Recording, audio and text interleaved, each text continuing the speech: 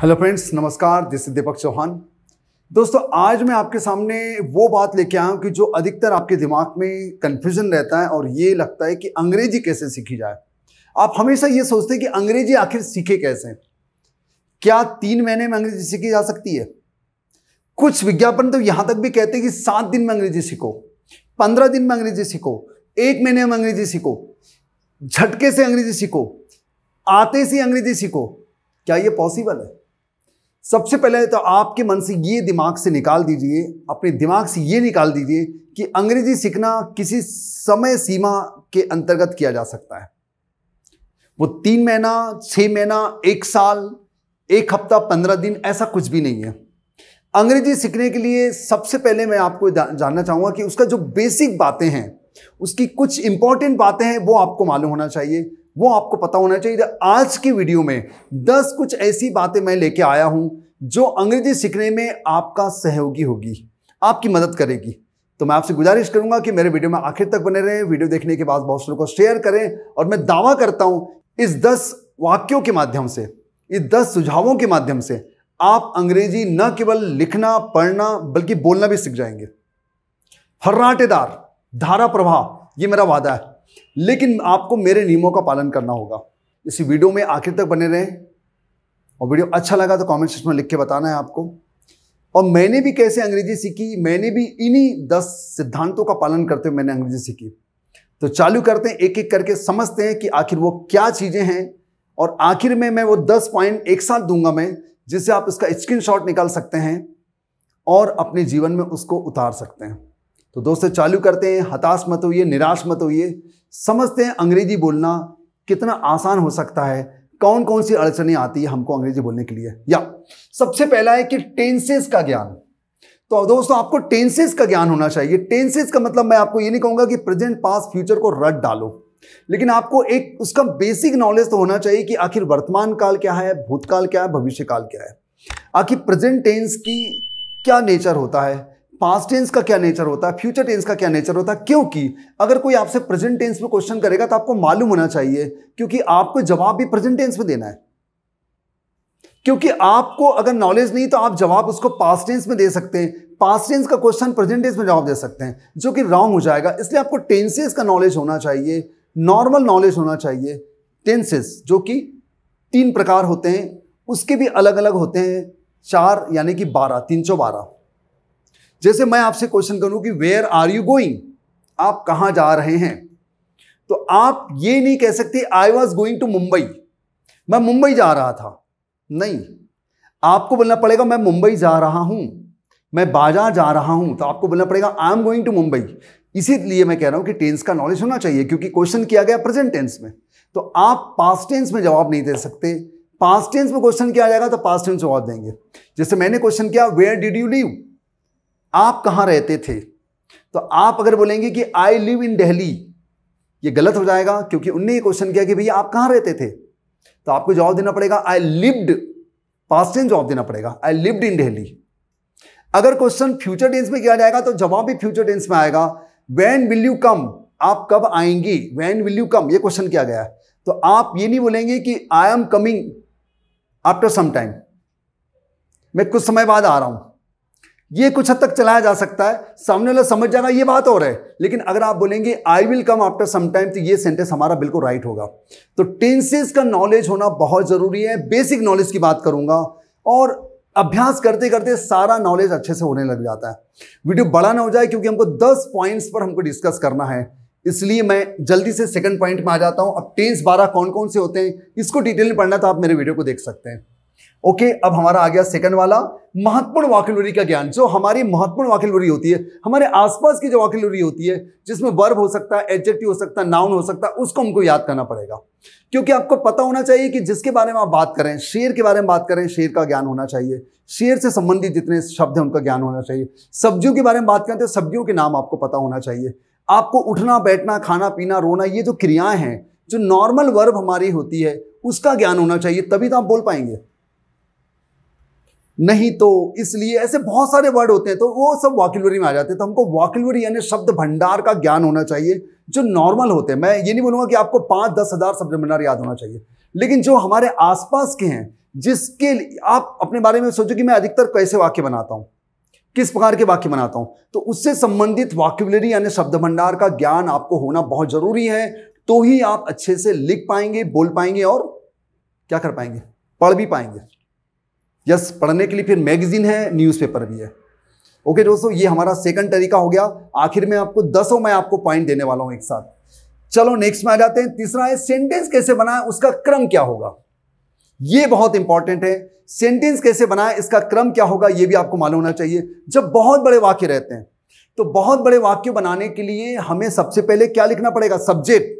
ये पता लगाना पड़ेगा कि वो कौन सा टेंस है, और टेंस पता लगाने के बाद हमको उसका क्रम का ज्ञान होना चाहिए कि पहले सब्जेक्ट आएगा, वर्ब आएगा, ऑब्जेक्ट आएगा, टाइम दिया है तो टाइम आएगा, एडवर्ब, ये सारी चीजें ये आपको ज्ञान होना चाहिए। वो कैसा होगा, इसका वीडियो अलग से बना हुआ है, क्योंकि ये मैं बताऊंगा तो वीडियो बड़ा हो जाएगा, इसलिए मैं अभी ये सारी बातें मैं आपको नहीं बता रहा हूं, ये एक अलग वीडियो है। तो सेंटेंस में आपको क्वेश्चन बनाना आना चाहिए, सेंटेंस बनाना आना चाहिए, और सेंटेंस में क्रम क्या रहेगा, क्रम का ज्ञान होना चाहिए कि पहले आप सब्जेक्ट, अब सब्जेक्ट क्या होता है, जो काम करता है, वर्ब क्या होता है, जो काम होता है कि नहीं, उसके बाद सारी चीजें जो होती है वो एक के बाद एक आती है। तो दोस्तों, अगर आपको इसके बारे में विस्तार से अध्ययन चाहिए तो मैं उसका वीडियो का लिंक मैं आपको भेज दूंगा। 10 पॉइंट है, मुझे 10 पॉइंट के बारे में विस्तार से बताना है, इसलिए मैं आपको आगे लेके जा रहा हूं। तो ये आप नोट कर लीजिए। तीसरा है, नोट करते जाइए, आप नोट करते जाइए। तीसरा है हमें कि सेंटेंस कैसे बनाए, उसका क्रम क्या होगा, ये आपको ज्ञान होना चाहिए। उसके बाद ही आप अच्छे से अंग्रेजी लिख भी पाएंगे और बोल भी पाएंगे। नेक्स्ट में आ जाते हैं, मॉडल का ज्ञान होना चाहिए। दोस्तों 13 मॉडल होते हैं, will, can, could, should, would, might, may, use to, dare, need, ये सारे मॉडल होते हैं। इसका मैंने अभी कुछ दिन पहले अलग अलग वीडियो बनाया था, इसका ज्ञान होना चाहिए। टेंसेस के अलावा जो मॉडल होते हैं वो हमारे अंदर की अनुभूतियां, हमारी आंतरिक भावनाओं को व्यक्त करते हैं, हमारे इमेजिनेशन को, हमारे थ्रेट को, हमारी प्रॉमिस को, हमारे वादे को बताते हैं, उसको कहते हैं मॉडल। जैसे मुझे कहना है कि मैं अंग्रेजी बोल सकता हूं, ये मेरी कैपेबिलिटी को बता रहा है, मेरी एबिलिटी को बता रहा है, तो आई कैन स्पीक इंग्लिश। तुम्हें किसी को डांटना नहीं चाहिए, ये सलाह दी जा रही है, you should not scold anyone. तो ये सारे मॉडल का ज्ञान होना चाहिए, जो कि 13 मॉडल है। 13 मॉडल के बारे में अध्ययन करें, उसको समझिए, उसका सेंटेंस कैसे बनाते हैं ये समझिए। उसके बाद देखो आपकी इंग्लिश जरूर इंपॉर्टेंट हो जाएगी, क्योंकि स्पीकिंग करते समय मॉडल का बहुत इंपॉर्टेंट रोल होता है। आगे बढ़ते हैं। अब मॉडल क्या है उसको डिटेल में पढ़ने के लिए अलग से आपको वीडियो देखना पड़ेगा, अलग से उसका ज्ञान अर्जित करना पड़ेगा। अब हम लोग अगले में आ गए। 5 नंबर में हमारा है क्वेश्चन सेंटेंस बनाना या फिर इंट्रोगेटिव बनाना। दोस्तों आपको अंग्रेजी का ज्ञान हो गया, लेकिन आपको क्वेश्चन बनाना नहीं आ रहा है, तो आप सामने वाले से बात कैसे करेंगे। आप ट्रेन से जा रहे हैं और आपको क्वेश्चन करना है कि भाई साहब कहां जा रहे हैं, भाई साहब कहां रहते हैं, क्या आपकी टिकट बुक हो गई है, क्या आपका रिजर्वेशन कंफर्म हो गया, ये ऐसी कुछ बातें करना है आपको। ये बातें करना है तो बातें करने के लिए क्वेश्चन करना बहुत जरूरी है। What's your name, is your reservation confirmed, ये कुछ क्वेश्चन करना पड़ेगा आपको। क्वेश्चन करना आना चाहिए। क्वेश्चन जो होते हैं 2 टाइप के होते हैं। एक क्वेश्चन होता है कि शुरू में हेल्पिंग अप लगा के करते हैं, जैसे क्या आपका रिजर्वेशन हो गया है, इज योर रिजर्वेशन कंफर्म्ड, तो हाँ या ना में जवाब देगा। और एक होता है WH क्वेश्चन, जिसमें व्हाट, वेयर, हाउ से क्वेश्चन करना पड़ता है, उसका जवाब वो डिटेल में देगा। आप कहां जा रहे हैं, वेयर आर यू गोइंग, वो कहेगा I am going to Delhi, I am going to Pune, जो भी जवाब होगा। Sir what are you doing या व्हाट डू यू डू, आप क्या करते हैं, I am a teacher, I am a doctor, I am a lawyer, जो भी होगा बताएगा। तो आपको क्वेश्चन बनाना आना चाहिए कि क्वेश्चन आखिर कैसे बनाए जाते हैं, और उसका जवाब तो फिर आपको मालूम होना चाहिए। यस, तो आगे बढ़ते हैं। नंबर 6 में हम लोग आ जाते हैं, पार्ट ऑफ स्पीच का ज्ञान। 8 पार्ट ऑफ स्पीच होते हैं, noun, adjective, pronoun, verb, conjunction, determiners, ये सारे जो होते हैं हमारे 8 पार्ट ऑफ स्पीच जो होते हैं, इंटरजेक्शन, ये सब का हमें ज्ञान होना चाहिए। आखिर पार्ट ऑफ स्पीच होते क्या है, इसका इस्तेमाल कैसे किया जाता है, वो कैसे इंपॉर्टेंट होते हैं अंग्रेजी बोलने के लिए, ये आप पार्ट ऑफ स्पीच पढ़ेंगे तो अपने आप आपको समझ में आने लगेगा। तो पार्ट ऑफ स्पीच का ज्ञान होना बहुत जरूरी है। 8 पार्ट ऑफ स्पीच होते हैं इंग्लिश में, पढ़ेंगे आप, पढ़ेंगे, उसके बाद ही आपकी इंग्लिश अच्छी होने लगेगी। 7 नंबर में आ गए हम लोग, लिखने, पढ़ने, बोलने का प्रयास करना। ये सब कुछ होने के बाद अगर आप लिखने, पढ़ने, बोलने का प्रयास नहीं करेंगे तो कॉन्फिडेंस नहीं आएगा। लिखना, लिख कर आप स्पेलिंग भी अच्छे से याद कर लेंगे। बार बार लिखेंगे तो आपकी हैंडराइटिंग तो ठीक होगी, स्पेलिंग आपको याद होने लगेगी, पढ़ने से आपका प्रोनाउंसिएशन सही होगा। और पढ़ना है आपको लाउडली, मन में नहीं पढ़ना है ऐसे करके, आपको लाउडली पढ़ना है। Once I was going to market and I saw some people were quarrelling there. आप ऐसा जोर से पढ़ेंगे तो आपका प्रोनाउंसिएशन भी सही होगा, आपको कॉन्फिडेंस आएगा और आपको भरोसा होगा अपने ऊपर कि I can speak English better, मैं अच्छे से अंग्रेजी बोल सकता हूं।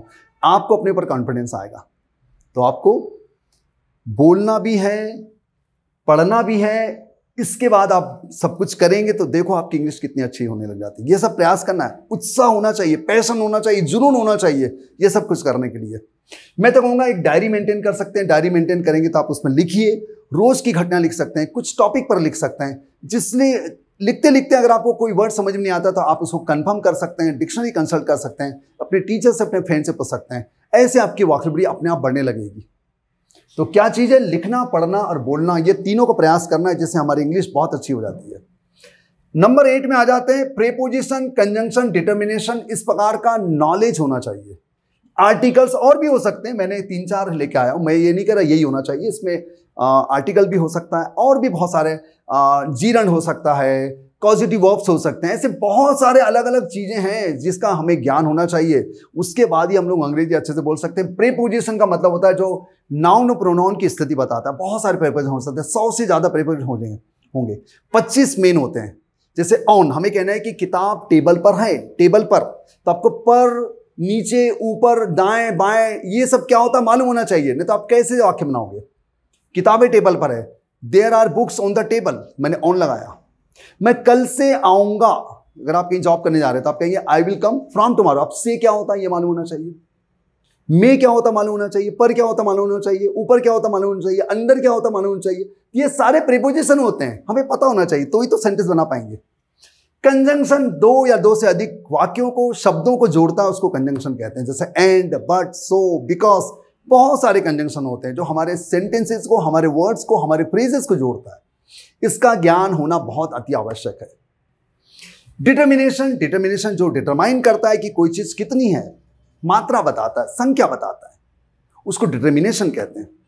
वो हो सकता है all, whole, much, many, few, some, बहुत सारे होते हैं, other, another, a lot of, बहुत सारे होते हैं। इनका भी हमें ज्ञान होना चाहिए।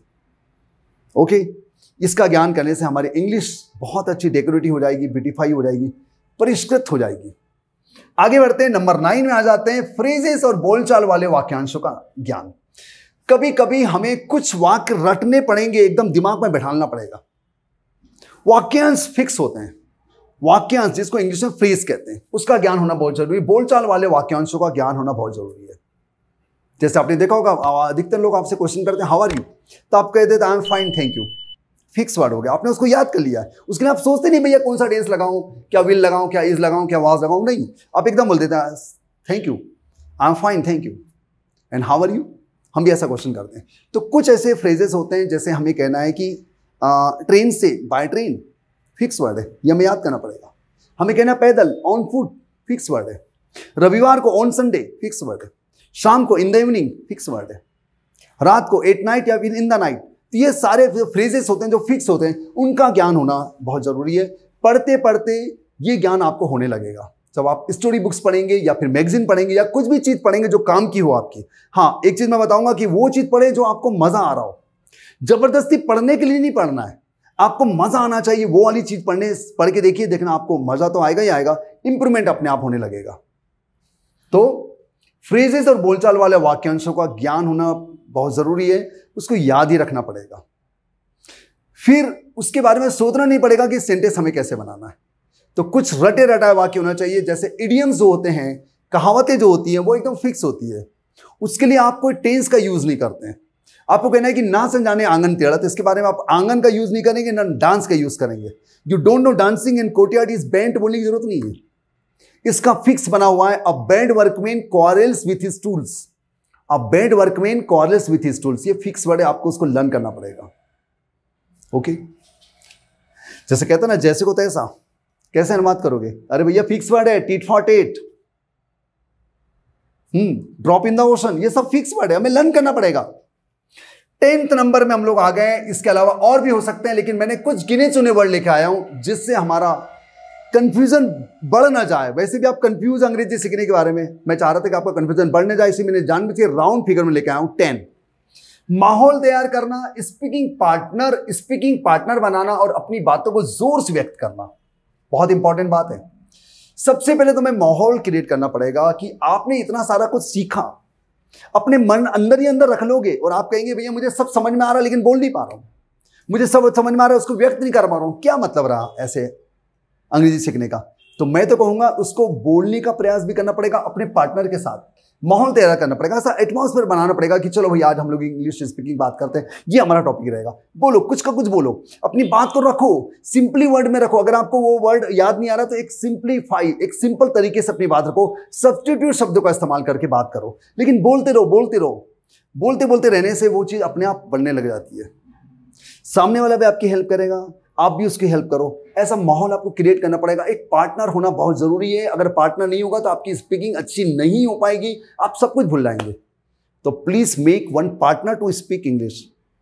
और पार्टनर ऐसा होना चाहिए जो आपके नेचर से मिलता जुलता हो। नहीं तो पता लग रहा है कि आप हिंदी में आगे लड़ाई हो रही है, अरे छोड़ अंग्रेजी में झाड़, फालतू बात मत कर, हिंदी में आ जा, तो वहां पर और दूसरी लड़ाई हो जाएगी। तो please make one partner to speak English. Okay, माहौल अपने आप तैयार करना है, हमें तैयार करना है, और उसमें उत्सुकता होना चाहिए, जुनून होना चाहिए और कुछ सीखने का जज्बा होना चाहिए। ये करके देखो दोस्तों, और 1 महीने बाद ये सब नियम का पालन करने के बाद आप कमेंट सेक्शन में लिखना कि सर आपने जो लिख के मुझे बताया था 10 पॉइंट, उसका मैंने पालन किया और आज मेरी इंग्लिश बहुत अच्छी हो गई है। मैंने भी इन्हीं सभी बातों का पालन करते हुए मैंने अपना अनुभव आपके साथ शेयर किया है। आप भी करके देखें और देखिए आपकी इंग्लिश इंप्रूव होती है कि नहीं होती है। अभी आपको मेरा वीडियो छोड़ना नहीं है, मैं आपको 10 पॉइंट एक साथ देने वाला हूं, उसका आपको स्क्रीनशॉट निकालना है। ये लीजिए, ये 10 पॉइंट है हमारे, इसका स्क्रीनशॉट निकाल लीजिए आप लोग जल्दी से, प्लीज इसका स्क्रीनशॉट निकालें और इनका पालन करने की कोशिश करें। टेंसेस का ज्ञान मैं फिर से रिवाइज कर देता हूं। टेंसेस का ज्ञान, महत्वपूर्ण वोकैबुलरी का ज्ञान, सेंटेंस कैसे बनाएं उसका क्रम क्या होगा, मॉडल का ज्ञान, क्वेश्चन सेंटेंस बनाना या फिर इंट्रोगेटिव बनाना यह सीखना पड़ेगा। पार्ट ऑफ स्पीच का ज्ञान, लिखने पढ़ने और बोलने का प्रयास करना, प्रीपोजिशन कंजंक्शन डिटर्मिनेशन का ज्ञान, फ्रेजेस और बोलचाल वाले वाक्यांशों का ज्ञान जिसको फ्रेजेस कहते हैं, माहौल तैयार करना, स्पीकिंग पार्टनर बनाना और अपनी बातों को जोर से व्यक्त करना। जोर से व्यक्त करना मैंने क्यों बोला? जोर से व्यक्त करने से, बातें को बोलने से जोर से, जैसे मैं इसको मन में पढ़ लूं। और दूसरी बात है मॉडल का ज्ञान, where are you going, what are you doing, I will not come today, इसमें कॉन्फिडेंस आता है। आप अपनी बात को बोलते हैं और सुनते भी हैं, उसमें कॉन्फिडेंस आता है। इसलिए जोर से बोलने का प्रयास करना चाहिए, इतना जोर से नहीं कि मोहल्ले वाले आके परेशान हो जाए। अपने रूम में मिरर के सामने ही बोल सकते हैं, जिससे पता लगे कि आप कैसे बोल रहे हैं, आपका मुंह कितना खुल रहा है, कितने अच्छे लग रहे हैं बोलते समय, कैसे लग रहे हैं, आप सामने वाले को कितना इंप्रेस कर सकते हैं आपकी बोलने वाली बातों से। ठीक है दोस्तों, वीडियो कैसा लगा कमेंट सेक्शन में बताएं लिखकर। और भी आपको किसी भी टॉपिक पर डाउट है, किसी बात पर डाउट है तो मुझे क्वेश्चन करें, उसका वीडियो बनाने की पूरी कोशिश करूंगा। और आपको पता है कि मैं रात को 9 बजे ऑनलाइन रहता हूं, मंडे टू सैटरडे। 3 दिन रहता हूं रेनबो इंग्लिश में MW app, Monday, Wednesday and Friday. और 3 दिन मैं रहता हूं रेनबो इंग्लिश विद दीपक में, मेरा दूसरा चैनल, जहां मैं रहता हूं TTS, Tuesday, Thursday and Saturday. Okay दोस्तों, धन्यवाद, थैंक यू वेरी मच। तो इन 10 सिद्धांतों का, 10 नियमों का पालन करें और मुझे बताएं कि आप में इंप्रूवमेंट आया कि नहीं आया। थैंक यू, धन्यवाद।